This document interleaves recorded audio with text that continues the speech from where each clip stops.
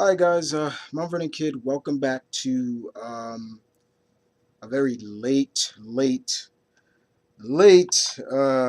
review, common review.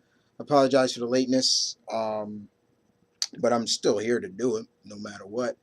We're on episode 180. Yay! I made it to 180 of my comic review. Now I told you Mr. O was gonna be here, but when I didn't, he was ready. I wasn't. So he'll be here for the next review. Um, these are for the books that came out last week, which was the 13th. Like I said, I'm late. I'm sorry. I'm just reading the books that came out this week. But like I said, I apologize for that, for the lateness. But I'm going to review them anyway, no matter what. Got Marvel, got DC, got some indie for you. Boy, I got some indie for you. All right, we're gonna start in Marvel, and we're gonna start all new X-Men number 11. Hopeless Bagley, Hennessy Woodward. This is Apocalypse War. Um, this was pretty sad in a sense, and very sad because Evan, knowing that what his present, past self is future and destined to become, he wants to change that. But as we all know, sometimes you screw around with time. You don't screw around with the space-time continuum. Things have to still play out the way it is. Beast is trying to explain that to Evan, but he's not really having that. But it ends very sadly. It really does. You really feel bad for Evan, who is the clone of Apocalypse. You really do. Solid issue, nonetheless.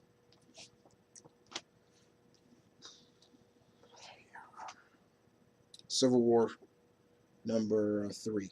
All right. Yeah, this book has been out for a week now, so it probably got postponed to what happened. Yeah, Bruce is dead. Pow, arrow to the head. Who did it? Hawkeye. I couldn't fucking believe that. My boy Clint killed the man. But why? Because Bruce told him to. Unbelievable. Unbelievable. Why? I'm not going to ruin that. Even though this book is a week old, you're still going to have to find out. I tell you one thing. There's going to be some consequences. And I tell you another thing. When Jen comes out of her coma, and she will, I don't think she's going to die. Marvel, you better not kill She-Hulk off. There's going to be some problems with her and Clint. Yeah. This solid.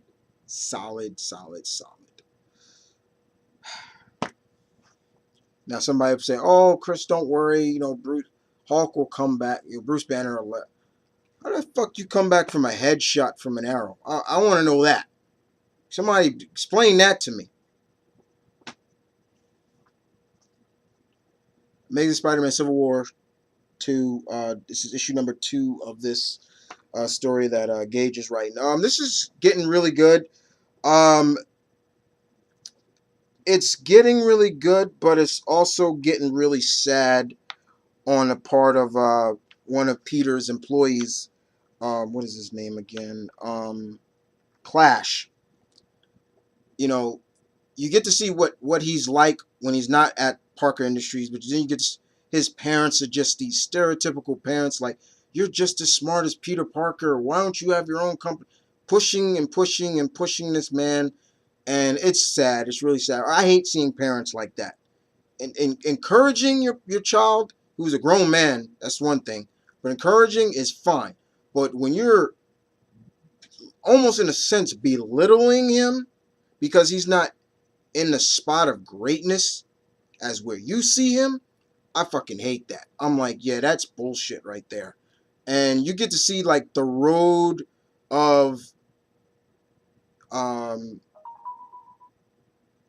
kind of a road of not redemption, but a road of descension for the former Clash.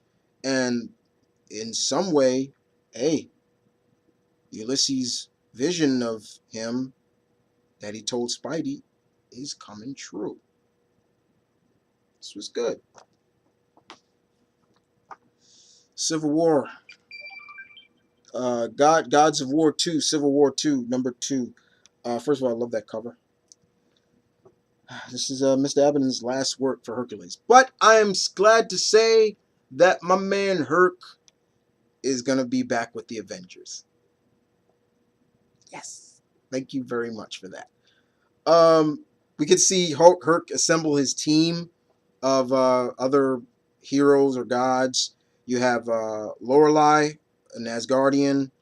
I forget what God of War that he has. He has Beowulf on the team and Theseus, the same Theseus that fought the Minotaur, but he's way different in this. I like it. I'm like, okay, that's cool. And they're facing, the the uh, the uprising, and it gets really good, and you get to see how Herc's squad fares against these new gods, but then something bad happens. Not gonna ruin that.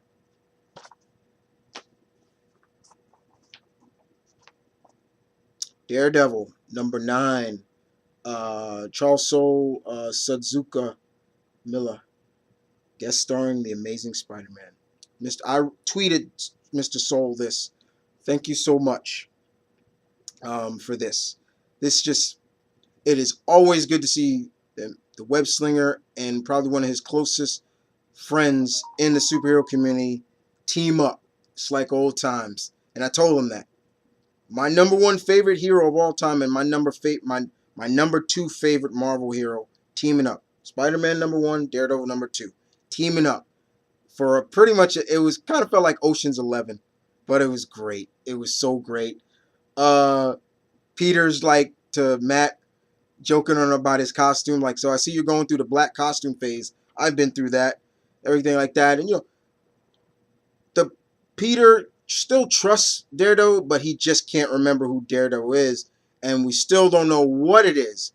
But this was really good. I think I'm gonna take this issue to New York Comic Con with me and try to get Charles Soule to sign it for me, because I really enjoyed this. This was just so much fun. I loved it. Thank you, Mr. Soule, for this. And I hope you guys get into the deal and who made the deal. How's the world? Just all that. But this was just really, really good.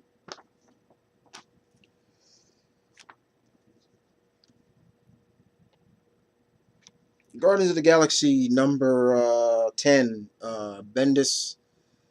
A stellar issue. Nonetheless, it's the Guardians taking down the Badoon Empire and this. Not Badoon. The Chitauri. No, is it Badoon or Chitauri? I'm trying to remember.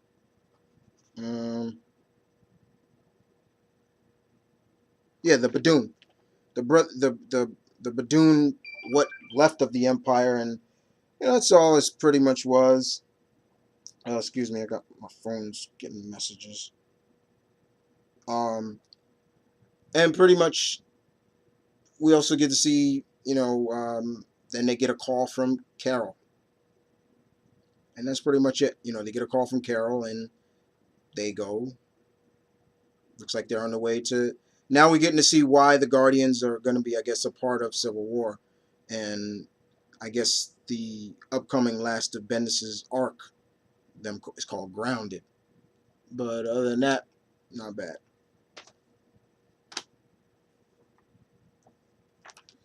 New Avengers, number 13. This ties into Civil War. Ewan, Medina. So basically, we find out that the double agent on the team is Songbird, and she's in a lot of trouble.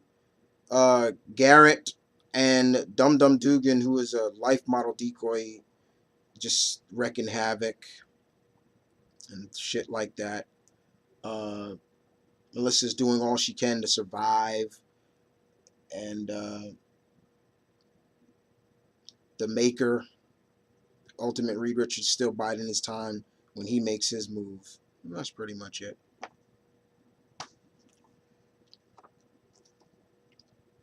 Powerman and Iron Fist number 6. All right, this was good. This I love. David Walker still does a fantastic job with the writing. The team, Danny, Jess, and Luke, they hear the news about Rhodey. Luke reminisces about a time he remembers with Rhodey and they didn't really get along. Danny reminisces about a time, something that he did with She-Hulk, and it was involving a kiss and everything like that. It's really touching. And also, it's implied in this book that Danny wants to get back with. He still professes his love for Misty Knight. However, Misty is kind of now with Sam. So it's kind of really hard to see that. But they do go to visit, Carol, and Carol kind of explains them what Ulysses is and everything like that. But one thing I loved about this is that Luke and Danny have already professed they're not involved in this. They are not going to go through this again. And they reminisce about the first Civil War. And I loved it. I thought it was very, very touching that they went that route. Luke and Danny like, look, we did this before. I'm not willing to fight friends again. No way. I'm not doing this. We're out. So they're going to take, it seems like Luke and Danny are going to take the Thing role that he took, Ben Grimm's role that he took in Civil War, where he's going to be neutral. I thought that was really good. However, it does deal with villains from their past coming asking them for help because one of a former villain's child asking for their help, pretty much like that. But this was good. And something bad happens to Danny at the end. I'm not going to ruin that. All right, that's all the Marvel. Let's move on to DC. Action Comics. Number 959. Still continue this fight with Doomsday, and it's getting intense. It's getting rowdy. It's getting rough, gritty. You name it. Clark is doing all he can to survive, and once again, we're still seeing the monologuing and the words from Lois telling what she's telling little Jonathan, which I love. It's really Doomsday, and it's getting nitty and gritty, and that ending, yeah.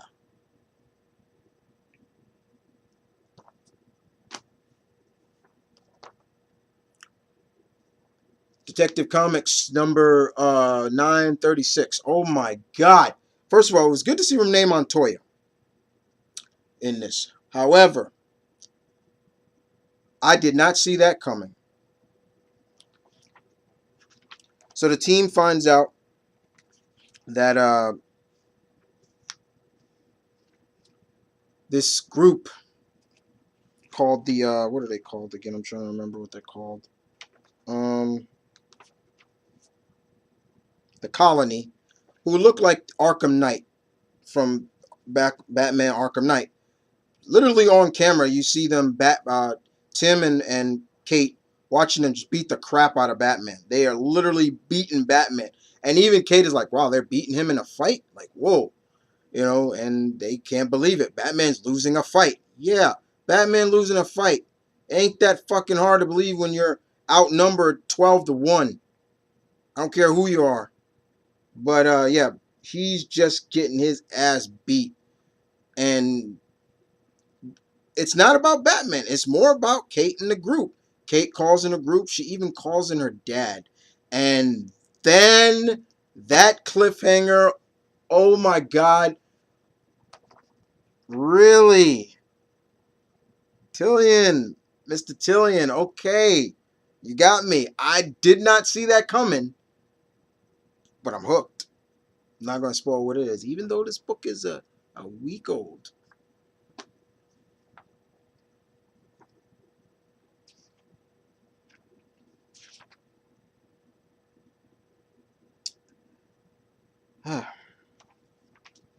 Flash, number 2. Williamson does a good job with this. So the first victim of the Speed Force lightning storm, getting hit with lightning, one of the Speed Force lightning bolts, is Barry's best friend, one of his good friends on the police force, the Central City PD, Detective August Hart. And Barry helps him learn how to control, with his powers and his speed and everything like that. And yeah, Detective Hart starts telling him, like, man, with these powers I can do all this and things like that. And Barry, as the Flash, is telling him, look, even though you got these abilities, you're still a cop and you still got to play by the rules and everything like that. And this is after August found out the deuce that Barry is the Flash. It was really easy, and Flash is like, Jesus, like, uh, but he tells him, and then August even says, like, if tell me if you could stop the death of your mother, you wouldn't use. And it's almost like, yeah, he did that. He tried to do that. But it was really good to see, to see that he August really kind of understands that even though he has these powers, he shouldn't abuse them and things like that. And he actually helps Barry out at the end in costume. He has a costume and everything, very retro looking of a speedster, but it was cool. And then of course, the one thing also is all hell breaks loose when people are just getting hit with lightning all over Central City. Hal Jordan and Green Lantern Corps Rebirth #1. All right, Mr. Venditti and Van Schreiber's artwork, great. All right, my problem with this book was this should have came out first. This really should have came. This should have been the first Green Lantern out of the Green Lantern books to come out first, because it really kind of goes backwards. We still see Hal with the gauntlet that he had, and we see him trying to remember everything and all the stuff that's going down. We get to see Sinestro and the Sinestro Corps, and I swear to God, the great spirits above, whoever is up there, they draw Sinestro big head looking like Palpatine. I'm not even joking. I'm not joking. He looks like Palpatine from Star Wars. I'm dead serious. Look at him. Look at him. Look at him. Tell me you don't see Palpatine in there. But this really should have came out first. What I do like about what Hal does is how he made the ring. I'm not going to spoil that, but I will spoil what the ring is made of. It's made out of concentrated willpower. I'm like, okay, that's badass. But this really should have came out first. Good artwork. The storytelling was good, but this should have been the first book instead of Green Lanterns. This should have came out first.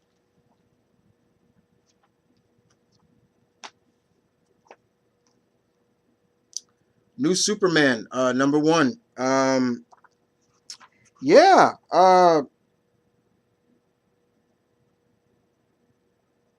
Just want to make sure I get everything right.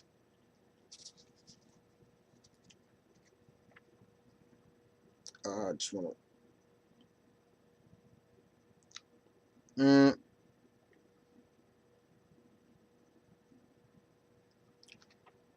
Like I said, yeah, this was very interesting. The Chinese Superman. We do get to see how he got his abilities, which was interesting. And he is a totally different Superman. I think his name is Kino. Yeah, I'm trying to remember his name.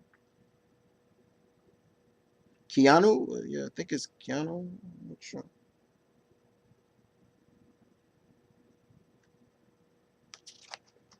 Um,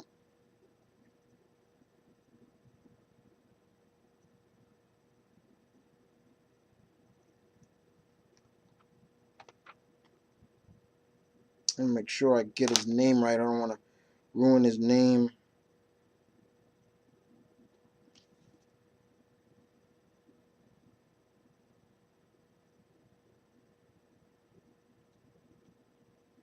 Kong. Yeah, Keenan Kong. Yeah, Kong Keenan. Yeah, he's very different. He starts out being like Mr. Wang said he was gonna be. He doesn't start out naturally as a hero. He starts out as a dick, a jerk, a bully. You know, and like he said, this is him rising up to become the hero that he's idolizing to be. You know, he's mimicking to be Superman. How he gets his powers, I'm not gonna ruin. Uh, but the woman that does it, she just already gives me that bitchy vibe. You know, that Amanda Waller vibe that I'm like, yeah, this is just a Chinese version of Amanda Waller.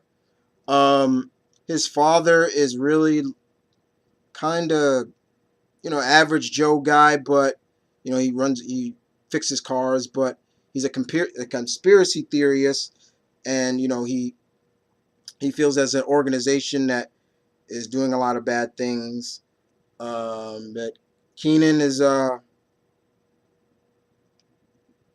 was good. This is really good. Just the start of it. I dig his costume.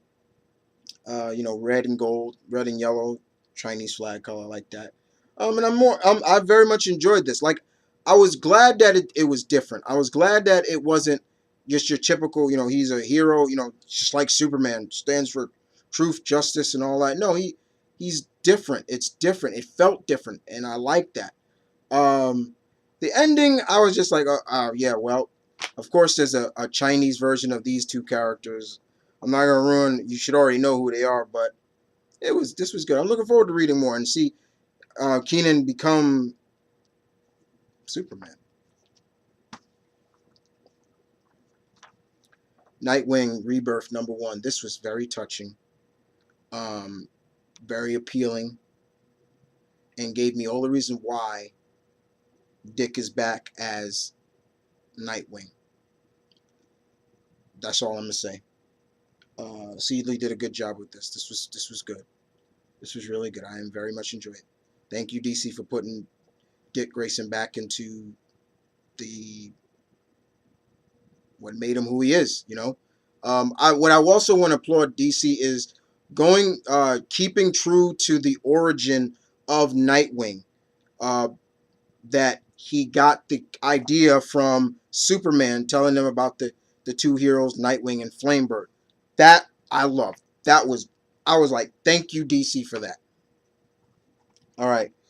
Let's move on to Wacky Raceland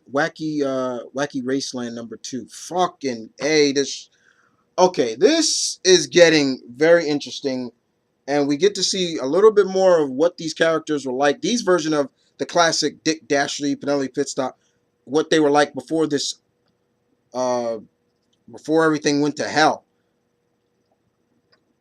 Dick Dastardly lives up to his fucking name in this. Oh my god. You want to strangle Dick Dastardly in this issue. Just seeing the shit that he pulls in this, it was like, what the fuck, Dick? You know, the hell?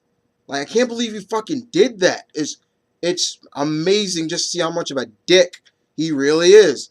And that's pretty much the gist. We're seeing his past, and it's just like, oh my god, you motherfucker. This is good. Wonder Woman #2.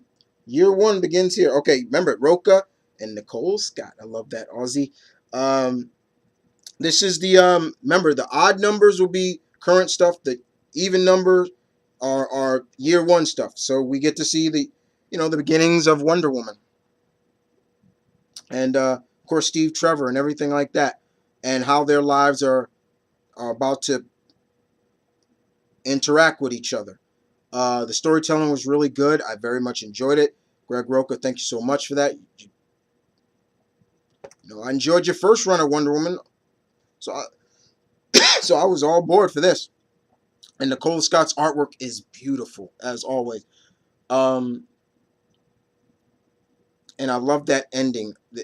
Not in a, like, I loved it because of what happened. I loved it.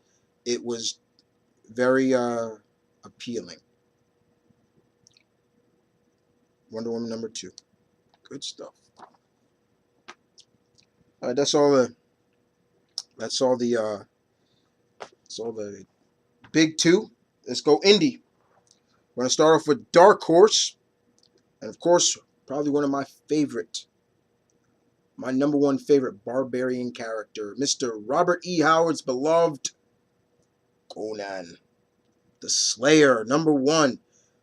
First of all, that cover is fucking amazing. Imagine seeing that coming at you. What are you gonna do? Cullen Bunn does a good job with this. Conan, I've seen Conan like this before. He's battered, he's bruised, he's walking half dead. He's got arrows in his back and his shoulder. He's still walking. He's Sumerian, of course. He pretty much falls flat out at a camp settlement of another group of warriors. They want to kill him, but the leader is like, curious because he knows who he is. He knows who Conan is. But he's asking Conan, where did you get this sword? Because Conan's carrying this sword. And then that's when the plot thickens. The group that's after Conan, who's looking for him, they tell him tell the camp leader and the warriors who Conan is prisoner captive with, what he's done, things like that. And but the leader of this group doesn't tell. Why? That's the $45,000 question. $45,000 question. It is. The artwork by Sergio Davila suited Conan very well. Very, very gory stuff. This is typical Conan. I'll just show you a little bit of just shit that he pulls off in this. Look at that. It's beautiful artwork. But look at him just act. It's Conan, baby. I love him. So, yeah, this was good. All right, move on to Dynamite, and we go into Gold Key Alliance #4. Phil Hester, Brett Peebles. The heroes are coming together, or what we think they are. It's getting, the plot's thickening. Who's pulling the strings? Why? Turok, Solar Man, Magnus, Samson, coming together. Pretty much it. Not bad. Keep it going with Dynamite, and we move on to The Shadow. The Death of Margo Lane, #2. Matt Wagner does the writing and the artwork. This was good. This is the penultimate issue of supposed Margo Lane's death. And how she dies, I'm not gonna ruin, but I've never seen the Shadow destruct like he was in this. I was like, whoa, he's hurt. He's legit hurt.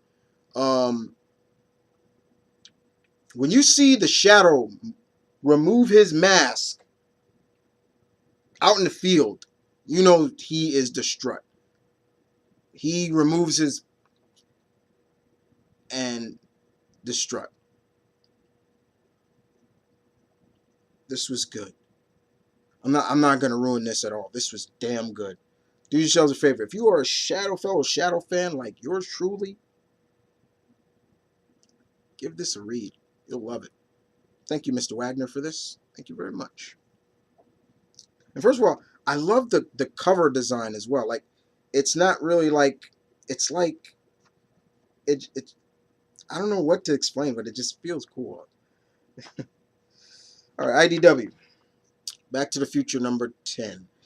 Boy. Okay, this is continuing the storyline. Uh, Continuum. Conundrum number 5. We get to see some more time travel for where Doc was and maybe why a certain Tannen is after him and why. Yeah, that's pretty much it. I'm not going to ruin it. This was good too. All right, let's move on to Joe Books Unlimited. Darkwing Duck number 3. The Ark. This is like the Arkham Asylum story, kind of for Darkwing, which is the story is called Orange is the New Purple. Number 3. Um, Darkwing is still fighting through all of the villains of the prison, still trying to get to Negaduck, and of course with the help of Goslin, until Goslin gets captured by Negaduck thanks to the Liquidator. All kinds of just characters that you remember from the show are in this. From Isis, remember the like the Mr. Freeze-esque like character. She was cold. She was like she was cold, so she would eat hot coals to. But she loved Darkwing. Like you had a couple of girls in here that loved Darkwing, and she's like, Darkwing, oh Dark, give me a kiss, and he's like, get me out of here, stuff like that. Negaduck using Megavolt to power his railgun that he was going to use. This is just really good. It's just classic stuff from Darkwing Duck. If you were a fan of Darkwing, you'll love it. That's all this was.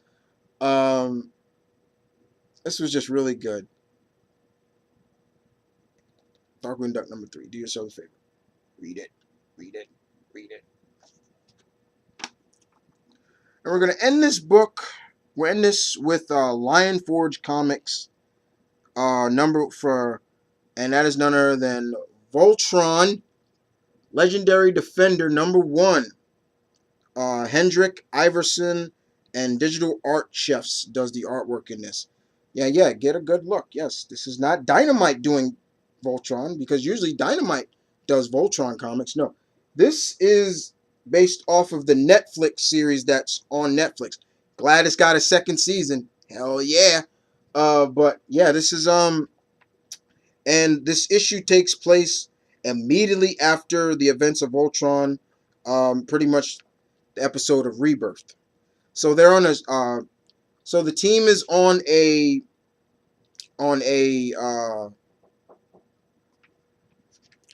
the team is on a uh, a training mission, and because the princess is kind of out of commission right now, she's kind of sick, and Korav, Korav is kind of taking him around, and you get to see her kind of sick. She's kind of sick. She's not feeling well. Things like that. But they're just like, she's like, all right.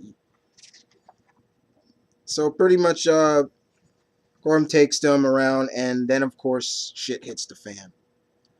Where damn, I'm trying to remember his name right now. I can't believe I'm forgetting his name. Koran, excuse me. Koran gets kidnapped, and his captive is telling the paladins, the team, if you do this for me, I'll let Koran go free. So now it's a pretty much they have to do this mission to save Koran's life. And it takes them to a planet where they're fighting this giant bug-like, insect-like creature whose even their weapons can't really penetrate his armor, his hide, until they finally use their heads and use his own himself against himself. And unfortunately, something bad happens there, because we find out that insect creature is actually a guardian for this certain alien race. this just felt like the animated series. The artwork is the same. This was fun. I'm looking forward to reading more. DreamWorks Voltron Legendary Defender #1 Lion Force Comics. This was fun. Good stuff. Well, guys, thank you for watching this review. This was the books that came out for July 13th. I'm reading now the books that came out this week. I should have the books done soon enough, and I'll have another review up for you guys. Anyway, but other than that, guys, you guys take care, and I'll see you guys around.